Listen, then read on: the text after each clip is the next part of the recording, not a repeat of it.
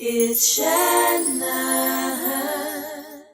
keeping it real.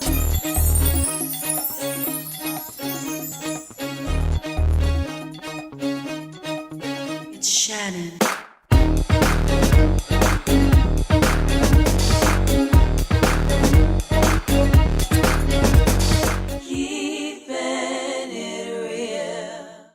Welcome to Keeping It Real with Shannon, and thank you for joining us today. We're excited about our show that we're having today. We're going to be having two special guests on. We're talking about mothers who have lost their son against violence, and we have opportunity to talk to them later. But right now, we're going to do our hot topics for today. And my first hot topic is, I'm kind of upset a little bit with all of this social media, with all this texting going on now that has come that when something is important that someone should, I feel they should call you and tell you on the phone or, apologize for what happened. Now they text you. So this way they don't have to say anything to you or whatever. And I just think that is so inappropriate. But you know why is that, right? You don't have the nerve that you can pick up the phone and call me and say, I'm sorry, Shannon, I couldn't make it or whatever. You going to text me a message to tell me something like that? They're trying to avoid an argument.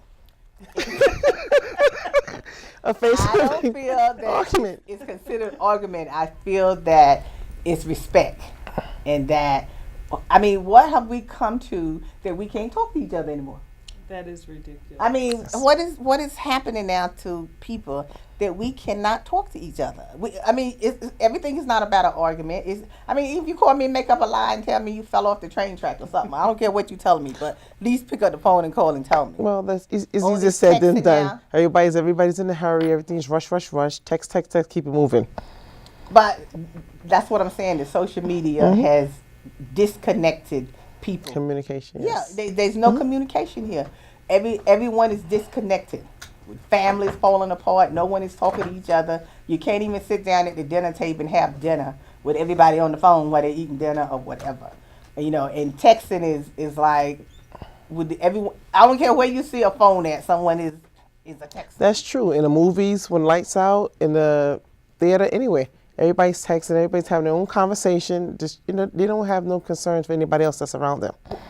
This is why people even getting killed over something like that. In the movies with the man getting killed because he was texting, calling his babysitter. It's ridiculous. So I don't even know what's going to happen about it. So I guess I just have to stay angry, right? Well, that's one way of looking at it. But with social media and everything as it is, like everything you do is out there and is public. There was an instance where a father he was promoting his son to beat up his friend, and they were 11 years old, the boys. What happened was he instigated that he should fight him, and even while the other 11-year-old was down, he told him to still hit him. So what happened is someone actually videotaped that.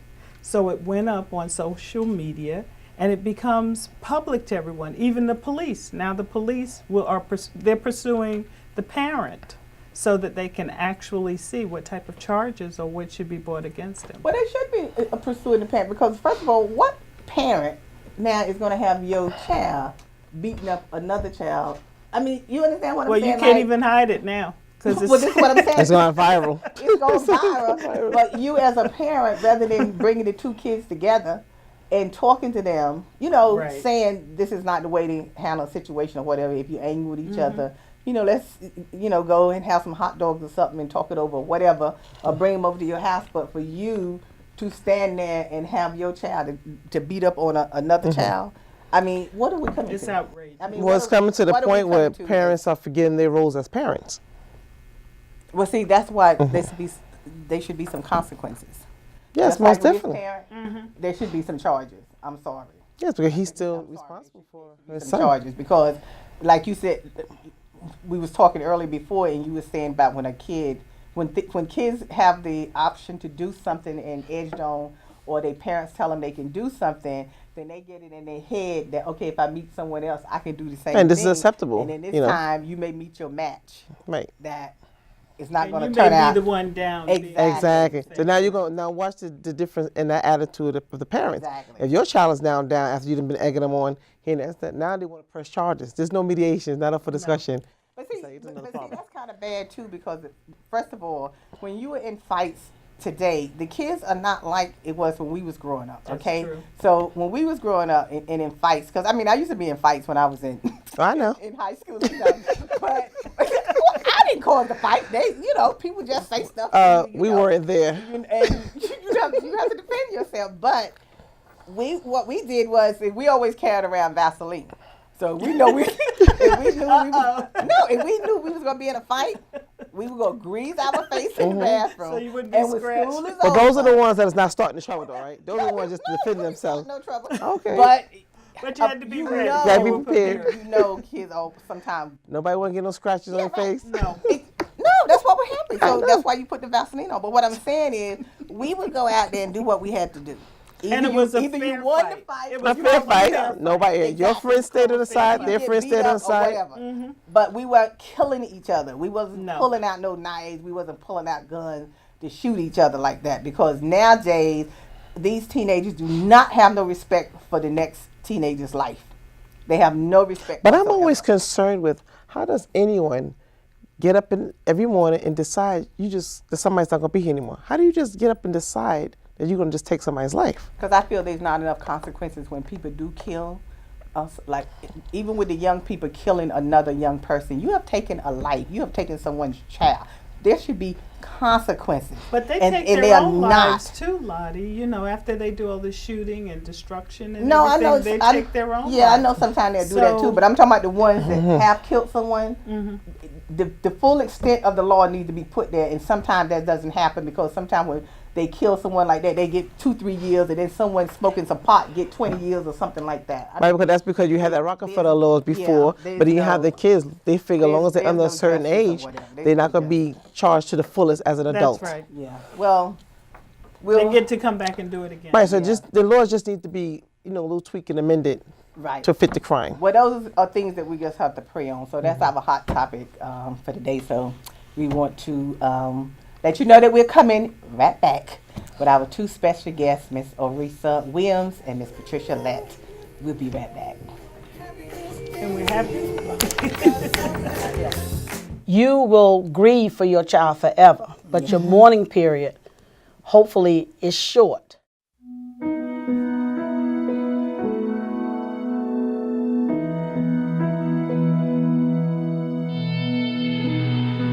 Every year, mothers lose their babies to gun crimes.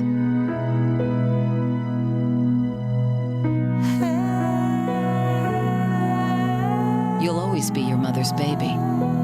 So before you commit a gun crime, think about who you'll leave behind. Gun crimes hit home. Shannon.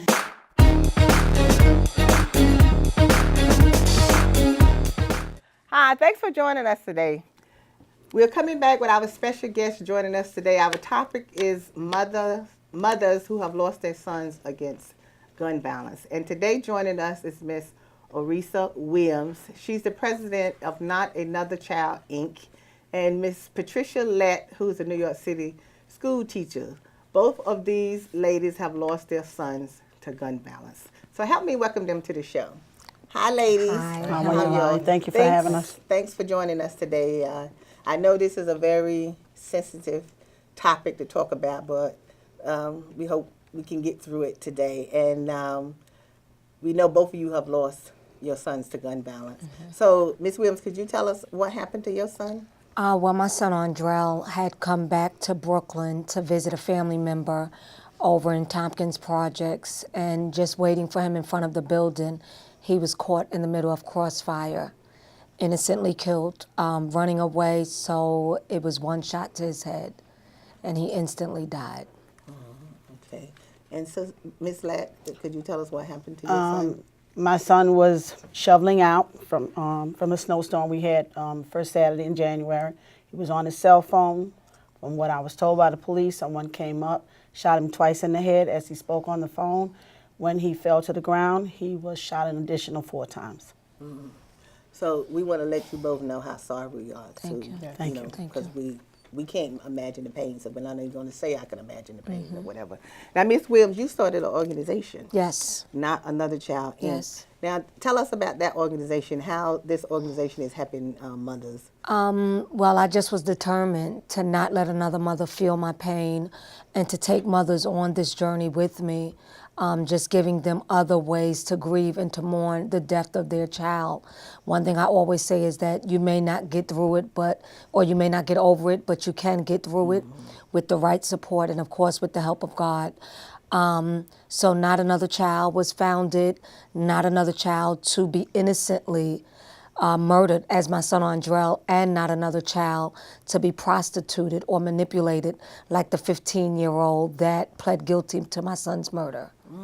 So it was on both ends, not just on the murder aspect. Okay, so could you kind of just give us some examples of some of the things that you do with the mothers, or you have monthly meetings? Sure, or what sure. do you do? Yeah, we do have peer support sessions.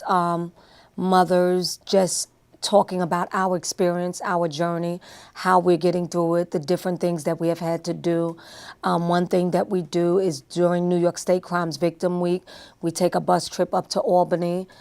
They do have a brickway of innocent lives or just lives lost in New York City where you can put your loved one's name on a brick, and it's more beautiful to see it there than to be at a gravesite. So we do different things like that, monthly meetings. For the first time, New York City is having June as Gun Violence Awareness Month. So we're going to implement the parents into my tournament, our basketball tournament that we've been running for 8 years for our youth, and let them come and speak to the youth on a weekly basis as just their way of giving back and creating a legacy for their children's lives and their names to live on. Okay. Miss Latt, I know your son has just been killed recently, so I can imagine the grief, but how have you been handling the grief, your loss?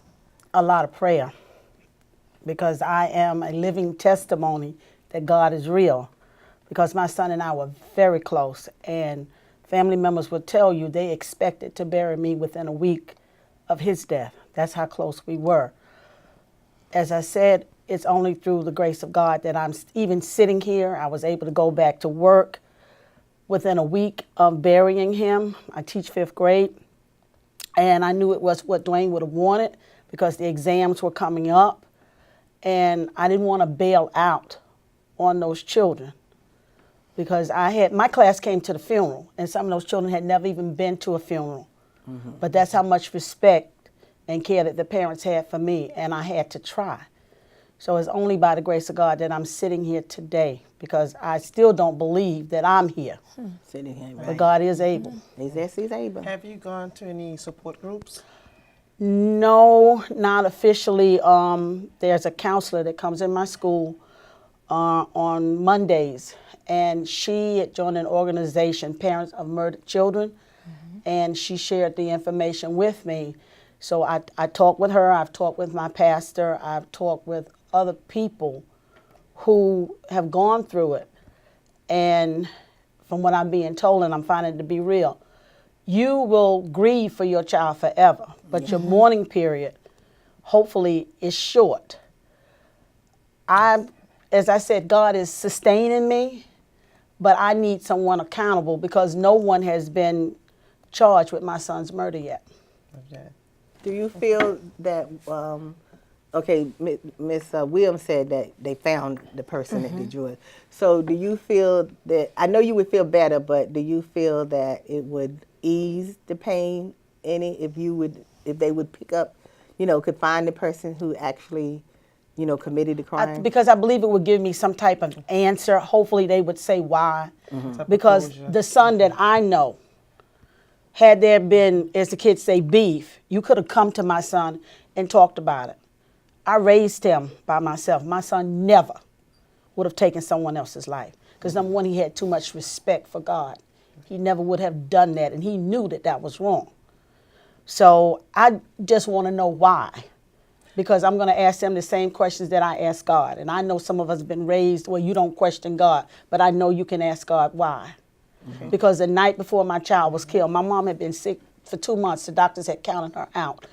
He died the Saturday after he was killed the Saturday after the first snowstorm. So that Friday night, I took the bus to Kings County. I said, Dwayne, don't move the car.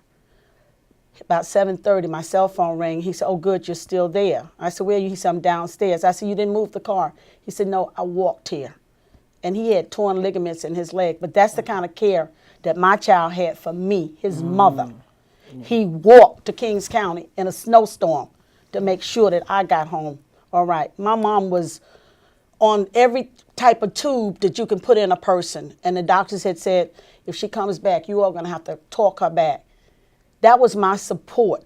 He sat there and he talked like, mama, that's what he called her. You got to fight this. We can't go on with you. I mean, he literally sat there with me during those 2 months that she was on a ventilator and couldn't even breathe by herself. My sister had a heart attack. She had a 4-year-old. When we got the word, he said, I'll leave tonight. No, she was 2. Sydney was 2. He drove to Georgia to be there because my sister had some type of procedure. He supported and he respected the women in his family. And you don't find that. You never would have heard that W word or that H word come out of his mouth. He never would have referred to a woman as a B, because even his friends tell me now how much love that my son had for me. But in these crises, like I said, we know it's hard. I don't say I know your pain. I can only say the pain that I know from like losing a parent. And they always say the pain for the child is worse than the parent. Yes, it is. But I know we have to go on. Yes. You know what I'm saying? It's like Life you goes said, on. the life goes on, and we still moan. And to me, you're continually moaning. I don't care what anyone says. The grief just goes on every day, and I don't even think there's a timeline or end period or anything for grieving, because it could be 6 or 7 years, and you could just be sitting there, and all of a sudden something hits you, or whatever. You feel bipolar. Exactly. But I want to get your opinion in, because we was talking about this earlier on Hot Topics, about the young people today that have no regard for the next young person's life. That it's like nothing to take a gun and go shoot someone, even if you have a beef with them. Now it's about the guns or the knives. And I was saying before, when we would have a beef, we just went out there and handled business and with the Vaseline and come on back home or go home, all of that. whether you get beat gotta up or beat. not. Yeah, You know what I'm this is saying? true.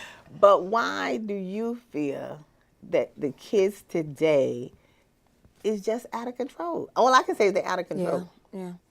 I did have a conversation with a young man. He was maybe his first year of high school. And, he said, Miss, everything you're saying to me is right. And he said, have you ever seen the movie In Too Deep? And I said, yeah. And he said, that's how most of us feel. Like we're just in it too deep, that we can't get out of it.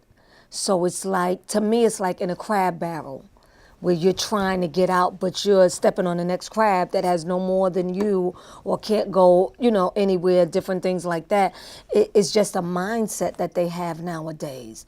A lot of people say... Okay, well, not cutting you off, but I don't understand. What does he mean he's in too deep? Too deep with He what? felt that he was into the gangs and into the gang banging. gang banging and stuff. Gang I know it's banging and hard to stuff get out too of the deep. gang banging and stuff like that. Exactly. This is when I actually marched with him and some other people from one project to another, which was in the same vicinity in Brownsville, but they could not step off the sidewalk to go into another project. And, I said, none of y'all own the land. Like, it's the mindset that they have nowadays. I don't think they look at it as the cause or the harm that they're doing. Like, this is final. Like, you're not just... It's not something where you can tell the bullet where to go, or you can stop the other family from hurting, or even your family from hurting, But before we get even to them growing up, being teenagers or whatever, I just feel like a lot of this stuff starts from the root of when they first born coming up. Because it seems like nowadays, I notice, because I worked for the Board of Ed too when I was working for the Board of Ed, is that the parents, they really don't want to discipline their kids. No. And they don't want No. you to say They don't. anything to the kids. They don't. Their kids can be acting up and you trying to talk to them in a way to let them know. Because if you don't nip it while they in that early age, that 9, 10, 11, well, it starts even before the 11, 12. Right. Oh, yeah. Because these little kids, 3 and 4 years, be acting out and Yes, talking back they to the do. parents and stuff like that. And if you don't check that and nip it, it starts coming up in them. And then they feel that they can continue to talk to anyone this kind of. So now when they get older, especially teenagers now, the parents, to me, are afraid of their children. It's a Most dysfunction. definitely. You know, one It's- of the problems is too that a lot of the young kids, as early as young as 8 or 9, they're being recruited on the outside. They're recruited, and I understand what you mean in terms of being in too deep, because in the gang, besides in the rivalry games, besides the initiation, if you try to get out, they're taking you out because they feel you know Your too much. family, different things like exactly, that, the yeah. family, you know too many secrets and everything Yeah, else. but I'm talking about before you even reach to the point of wanting to join a gang. How does Well- the kids get to that point that I feel that I'm that loose from my parents that I have time to get involved in all of this stuff? you have I'm some just saying. parents. Well, I don't know. I guess because I No, was parents black, don't 'cause I parent. You have Yeah. They don't they're parent. Well, that's what I'm saying. They don't parent. You have babies having babies, exactly, and raising you don't babies. know anything about life because no one Y'all are has growing taught up you. together. Yeah. And I see it every day, and I've called parents about this one's behavior and whatnot. Well, Miss Lett, I'm tired of them. You know, I can't do anymore. I give up. How do you give up on your child? A real mother, and I'm not even gonna go to mothers. We don't give up on our children. But I get that conversation. And everybody has a value system. I believe that. I had one child. Dwayne never had a pair of sneakers that cost more than $60. I had friends, 5 and up, when those Jordans first came out, every one of them had a pair of Jordans. Jordans, that's Yeah, right. no, but I'm saying, Yes, but that you're was their right. value. the materialistic. My child had a Exactly. college degree. Exactly. You understand what I'm saying? Bachelor's from Medgar Evers College. I insisted on it. He had perfect attendance right through 7th grade, caught the chicken pox and missed a week of school.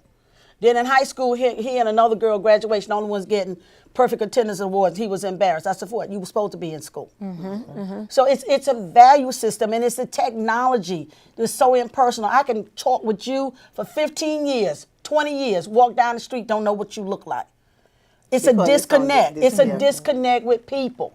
But then okay, so what do you think? You think that parents, and it's not only on the parent too, because we got to go back to that village. See, first of all, the parents has to let everyone go back to the village to help you raise your children. That's right, You 'cause you can't do it cannot all. raise your children by yourself. Not in And this parents world. have to You can't- stop being scared of Exactly. their You can't- children. But you You know don't why? see- They want to be parents too late. They're so busy trying to be their kid's friend. Right.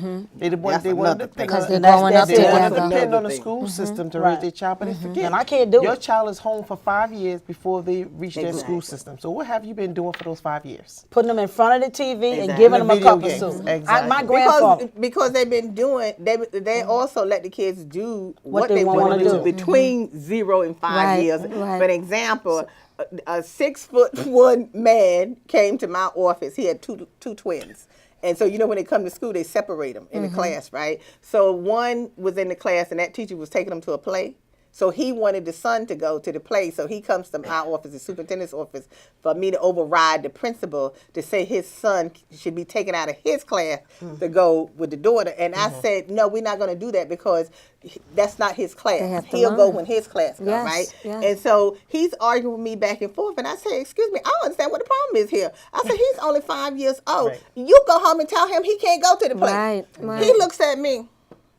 How do you expect me to go home and tell him Do he it. can't Go go home to and the tell play? him. Wow. Wait, hold up. And he gonna look at me. Wait, you must don't have no children. That's what he said to Wow. me. Now this is a 6-foot man. Now I got to look up at him, right? This And is I the said to beginning. him, Yeah, and so the "Excuse kid me?" got him in check. I said, I do have a child, one daughter, but when she was 5 years old, she did what I told her Right, to do, right. not Exactly. what she She told me wanted- to do. that's right. That was the problem. After that, I was like, something is seriously. No, but that's the wrong here. problem. That's the problem because I hear it every day. These young people are in the household. They're in charge. And I remember coming up, my mother told me, you don't do what you want to do in my house. Wait till you get your house. Oh no, the kids are ruling the house. Oh, yeah, now. they are definitely They are in charge. definitely Parents ruling are the house scared now. of the kids. And that's Because horrible. when I would say you need to put that foot where it belongs. Right. Ah, well, you know you're not supposed to be hitting on children, Miss Shannon, or whatever. Oh, I yeah, said, no, and that's really? it. Okay, Right, so if it's right. okay for the police to be knocking them upside Right, the head, but right. it's not okay for you to be hitting them upside Yeah, but it's the a head to pipeline to save prison, your particularly child. with the boys. Yes. Of course you Yes. have to be harder on boys. Yeah, but it's I'm serious. But It's a nowadays, pipeline. it's not even the boys. The girls are just as bad. Just It's as worse, worse. than the yeah, boys. yeah, because I know some boys that are actually afraid of teenage girls because they're tougher than they are. No, it's just sad as a people. It's sad for us, and I see it as an annihilation of our race when all our young black men are being killed Kills. Oh my Or incarcerated. and are incarcerated. If the jails don't have them, the cemeteries have them. Yep. Yeah, This is true. because in this last 2-3 years, look how many young people, Yes. and young children, Yes. Yeah. have passed away. Yes. Yeah, it's I mean, it's not sad. the old people dying. No, anymore. it's Oh no, it's the not. young It's people. the young people. It's never not supposed to be that way when parents are burying a child. Oh yeah, no, and Not that's at that age. and Exactly. people, and I have to say this because the people that go out and perpetrate this, I'm homeless now. I mean, I want to be real. I'm living with a family member because my son was killed where we live. So I couldn't walk out the door every day and look at that spot. Yeah. You understand? I don't have a I home. moved also, yeah. Right. I got to find me somewhere to stay. Yeah. Because that's And then too hard. financially, he didn't have Life goes insurance. on. I had to go in debt with that. And I'm still trying to reconcile his affairs and mine because he was the beneficiary of all of my stuff. And I'm still not done there. I mean, just wrecked my family. But you know what? Whoever you are, you wrecked yours too. You just don't know how bad. And we pray their conscience gets the best of Yeah. them, whether they're captured or not. It'll be Their Oh yeah, no, conscience because there will eat is a them God, and I alive. got too many people praying, Yes. and I'm praying. But it's one thing that you said interesting, that the amount of kids that are incarcerated. If you recall when they decided to put the juvenile facility in Brownsville, what did they tell the parents and the community? Besides the community, before, instead of the community advocating to have this type of facility, you know what they told the community? You'll be closer to your kids. They couldn't have said it to me. That's what they So told that them. show you what that we're The gonna fill it mentality up. that's Wow. there. Yeah, they're gonna fill it up. Well, Us from the Yeah, with neighborhood. us, Yes. with Yeah. us from the neighborhood. Well, Strong message. as parents, we want to thank you for joining us today. Thank you for and the coming in opportunity. and Yes. tell your story. And I know it's hard, but if you need to reach out to people, reach out to us, whoever, then you do that. I feel that Miss Lett, like if you feel that you need counseling and talk to someone. I think just don't be afraid to do that. Oh, I no. know they always tell us that about going to counseling, but I think if we need to go to counseling, we right. need to No, go to no, counseling. no, and it's talk not to a outside formal people, official, not but I the am, I inside am. people. So we want to thank you for joining us today, and thank you for watching the show today. And if any mothers are watching that you have lost your sons through gun violence, you can also contact Miss Williams. We'll give you her information that if you want to come out to some of her meetings and get some support, that you can. So just stay in prayer. Talk to your children. Check their bags. Check their room. Know what your children are doing. Do not let your children tell you and raise you. You have to be the parent to raise your children. Check their social media. And definitely And the cell social phones. media, because you And know how I know feel about their that friends. texting and everything. But thank you for joining us today, and as always, we'll see you next time.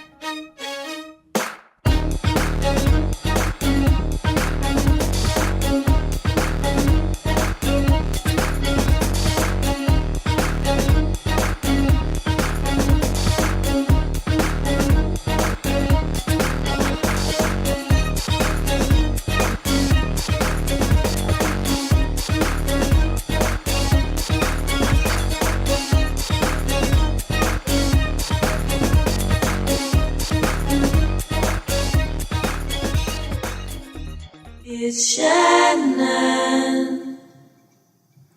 It's Shannon.